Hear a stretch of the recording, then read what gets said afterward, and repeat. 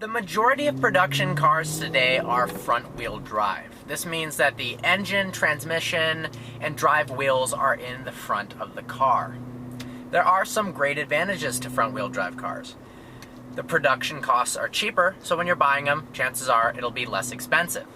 It saves weight because there's no giant drive shaft going from the front of the car to the rear, so you're going to get better fuel economy as well. And another very key feature for people who live in inclement weather areas is that the added drivetrain components over the front drive wheels adds to improve traction in the rain or snow. Now, depending upon where you live and your driving habits, there can be many arguments to be made for rear-wheel drive cars. Yes, it might be more expensive and heavier as well as more complex, but there are some definite benefits to rear-wheel drive cars. Essentially, in a rear-wheel drive car that's front-engined, they have a drive shaft running from the engine to the back of the car and then a rear differential that splits the axles 90 degrees so it can power the wheels. This allows the car to have much better weight balance. When you've got the engine and all the drive components over the front wheels in a front-wheel drive car, it's going to be front-heavy. It's going to have a weight distribution that's very front-biased.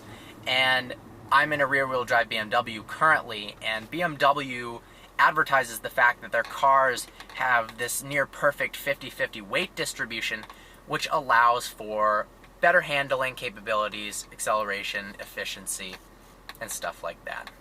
You'll notice that most sports cars, the configuration of choice is rear-wheel drive.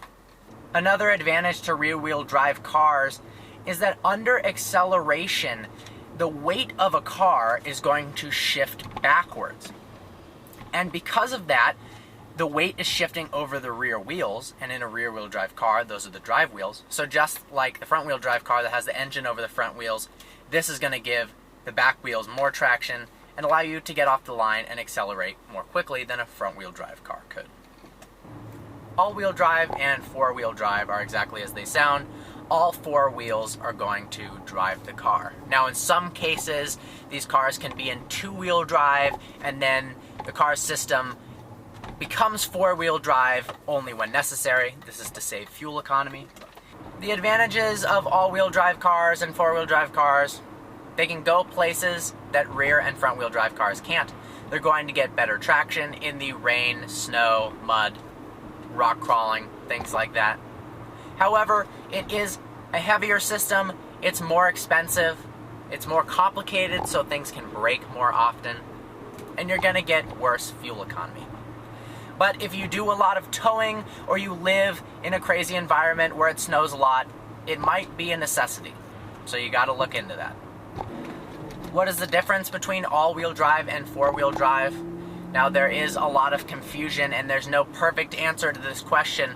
However, as a general rule, four-wheel drive cars are usually more suited for the off-road, like the Jeep Wrangler is four-wheel drive, and all-wheel drive cars are usually more road-focused, like a Lamborghini Aventador or something like that. As far as road use is concerned, when it gets wet or there's any sort of snow on the ground whatsoever, a car like this, a high horsepower rear-wheel drive car, becomes scary and not very fun to use. The Audi S5 that I reviewed earlier was really great, even if it was damp on the road. You could practically accelerate full on with no slippage when the road was slightly wet. In my car, not the case whatsoever. It's going to slip all over the place. So, if it rains a lot, you can enjoy an all-wheel drive performance car more often than, let's say, a high-powered rear-wheel drive car, which is an argument that many people make for the Porsche Turbo, Audi R8, Gallardo, etc. I hope you found this video informative. Like always, please browse our channel and subscribe. And if you have any other topics related to cars that you'd like to learn about, please leave a comment below. We'll try to make a video on it.